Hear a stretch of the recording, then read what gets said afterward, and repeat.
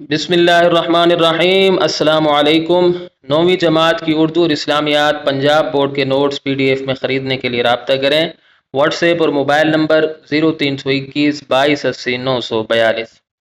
इंशाअल्लाह आज की वीडियो में मैं आपके सामने 9वीं जमात की उर्दू की नई किताब जो कि Punjab curriculum and text book board ने हाल ही में शाया की है और इस साल से पंजाब के स्कूलों में पढ़ाई जा रही है, उस किताब के सबक 16 यानी गज़ल फ़कीराना आए सदा कर चले के तमाम अशार के मफ़ाहीम, तशरीहात, मुश्किल अल्फाज के मानी और मुताल्लिक़ा यानी मुमासिल अशार पेश करूँगा।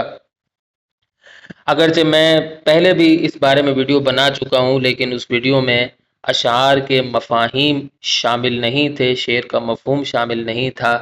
तो मेरे पास कमेंट्स आ रहे थे, मैसेज आ रहे थे, मुझे कहा जा रहा था कि आप मफ़ाहीम के साथ तशरीहात बनाएं, तो इसलिए दोबारा मैंने वीडियो बनाई है। अगर आप मेरी साबका वीडियोस जो मैंने इस किताब के बारे में बनाई हैं मुकम्मल तौर पर देखना चाहते हैं तो इस वीडियो की डिस्क्रिप्शन में मौजूद पहली लिंक को विज़िट करें, और अगर आप सिर्फ अशार की तशरीहात बमा मफ़ाहीम देखना चाहते हैं तो इस वीडियो की डिस्क्रिप्शन में मौजूद दूसरी लिंक को विज़िट करें। तो आइए वीडियो शुरू कर लेते हैं। पहला शेर है, फ़कीराना आए सदा कर चले, मियाँ खुश रहो हम दुआ कर चले। मुश्किल अल्फाज के मानी, फ़कीराना यानी फ़कीरों की तरह या भिखारियों की तरह, सदा यानी आवाज़ लगाना। इस गज़ल के शायर का नाम है मीर तकी मीर। ये बार बार मैं नहीं दोहराऊंगा। शायर का नाम मफ़हूम पर आ जाते हैं। हम फ़कीरों की तरह आए और सदा बुलंद करके चले गए, हमारी दुआ है कि आप हमेशा खुश रहें। तशरीह, इस शेर में शायर कहते हैं कि हम फ़कीर हैं, हमने दुनिया में फ़कीरों की तरह ज़िंदगी बसर की, हम अमीरों की तरह ज़िंदगी नहीं गुजार सके, दुनिया का ऐश हमारे नसीब में नहीं था, हम सारी ज़िंदगी मुफलिस रहे, फिर भी हम दुनिया वालों के लिए दुआ करते हैं कि वो खुश रहें। जो नेमतें हमें ना मिल सकीं हमारे दोस्तों को मिल जाएं, ज़िंदगी की जो मुश्किलात हमारे हिस्से में आई हैं उनके हिस्से में ना आए, जो गम हमने देखे हैं वो ना देखें। मिर्ज़ा गालिब का शेर है,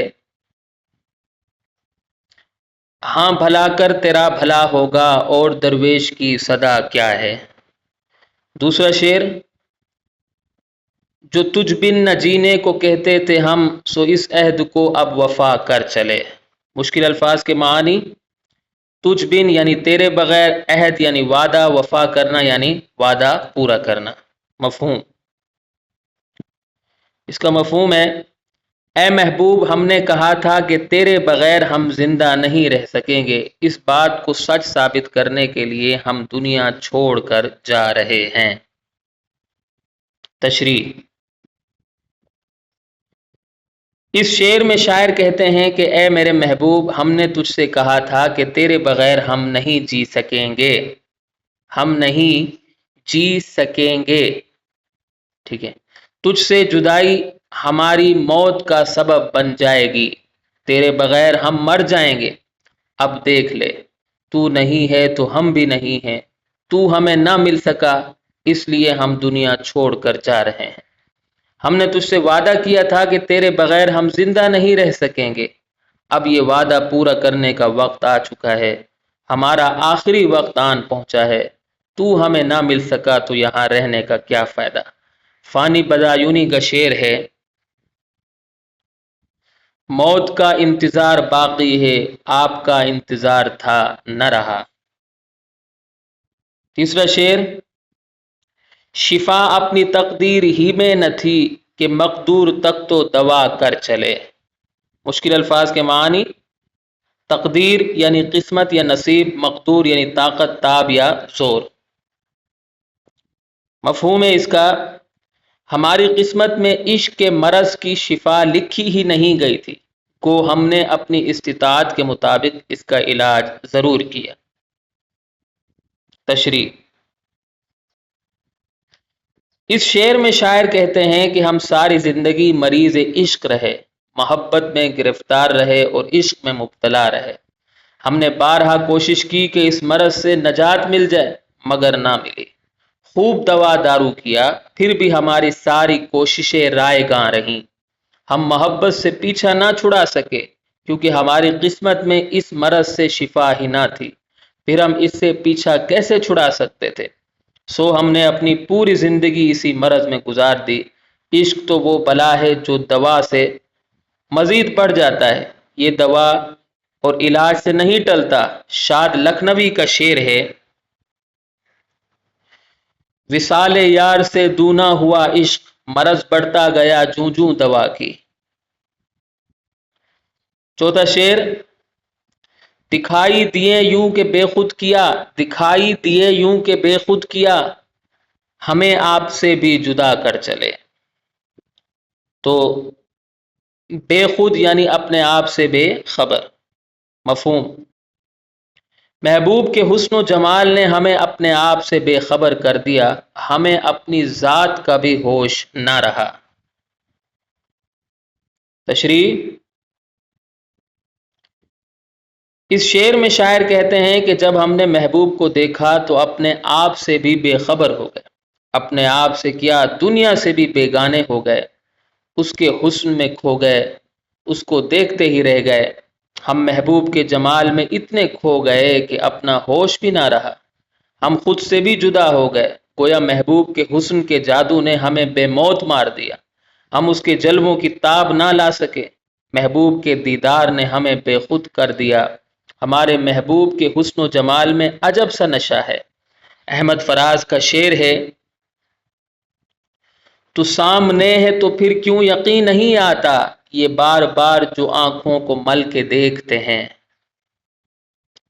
پانچواں شعر، جبیں سجدہ کرتے ہی کرتے گئی، حق بندگی ہم ادا کر چلے۔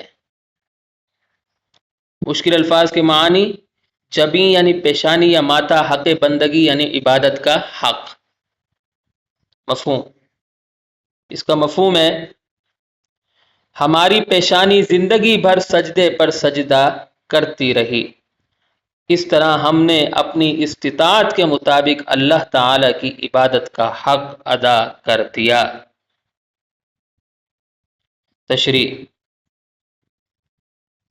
اس شعر میں شاعر کہتے ہیں کہ جب ہم نے اللہ تعالی کو سجدہ کیا تو دل چاہا کہ اور سجدے کریں، پھر ہم پوری زندگی سجدوں پر سجدے کرتے رہے۔ ہم نے پوری زندگی اللہ تعالی کی عبادت کی، ہماری پیشانی اسی کے در پر جھکی رہی، ہم نے خود کو رب تعالی کی رضا کے لیے وقف کر دیا، کوشش کی کہ رب تعالی کی عبادت کر کے اس کو راضی کر لیں۔ ہمیں محسوس ہوتا ہے کہ ہم نے بندگی کا حق ادا کر دیا ہے۔ جب ہم نے اللہ تعالی کی اتنی عبادت کی ہے تو وہ ضرور ہمیں آخرت میں اچھے اجر سے نوازے گا۔ خواجہ عزیز الحسن مجذوب کا شعر ہے، تصور عرش پر ہے وقف سجدہ ہے جبیں میری، میرا اب پوچھنا کیا آسماں میرا زمیں میری۔ چھٹا شعر، نہ دیکھا غم دوستاں شکر ہے، ہمیں داغ اپنا دکھا کر چلے۔ غم دوستاں یعنی دوستوں کا غم، داغ یعنی صدمہ یا رنج و غم۔ مفہوم، شعر کا مفہوم ہے شکر ہے کہ ہمیں دوستوں کے غم نہیں دیکھنے پڑے، ہم محض اپنا درد اور غم دکھا کر دنیا سے رخصت ہو رہے ہیں۔ تشریح، اس شعر میں شاعر کہتے ہیں کہ شکر ہے ہم نے اپنے دوستوں کی تکلیفیں اور پریشانیاں نہیں دیکھی، ہمارے دوست ہمارے سامنے خوش رہے، ان پر غم کے بادل نہیں برسے۔ گو ہمارے دوست پرسکون رہے مگر ہم بے قرار رہے، بے سکون رہے اور غم زدہ رہے۔ ہم نے دنیا والوں کو اپنے دکھوں اور تکلیفوں کے بارے میں بتا دیا ہے، ہمارے احباب ہماری بے قراری کو دیکھ چکے ہیں، ہمارا وقت آخر ہے، ہم دنیا چھوڑ کر جا رہے ہیں، ہمارے مرنے کے بعد بھی لوگ ہمارے دکھوں اور تکلیفوں پر آنسو بہائیں گے۔ خواجہ میر درد کا شعر ہے، زندگی ہے یا کوئی طوفان ہے، ہم تو اس جینے کے ہاتھوں مر چلے۔ ساتواں شعر ہے، کہیں کیا جو پوچھے کوئی ہم سے میر، جہاں میں تم آئے تھے کیا کر چلے۔ جہاں یعنی دنیا۔ مفہوم، اگر کسی نے ہم سے پوچھ لیا کہ دنیا میں تم نے کیا کیا تو ہم کیا جواب دیں گے؟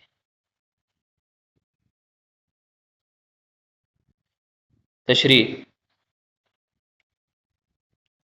اس شعر میں شاعر کہتے ہیں کہ مرنے کے بعد ہمارا حساب کتاب ہوگا۔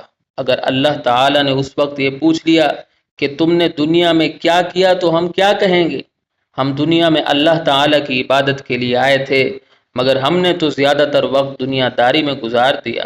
ہمارے پاس اللہ تعالی کے سوال کا جواب نہیں ہوگا۔ ہم دنیا میں جس مقصد کے لیے آئے تھے وہ پورا نہ کر سکے۔ ہم زندگی بھر دنیا کی ظاہری رنگینیوں میں کھوئے رہے۔ ہم نے آخرت پر دنیا کو ترجیح دی، جس کی وجہ سے ہماری آخرت برباد ہو گئی۔ شعر ہے: روز محشر جواب کیا دوں گا، زندگی کا حساب کیا دوں گا۔ تو یہاں آ کر ہماری ویڈیو اختتام کو پہنچتی ہے۔ امید کرتا ہوں کہ آپ کو میری یہ کاوش پسند آئی ہوگی۔ اگلی ویڈیو تک کے لیے مجھے اجازت دیں۔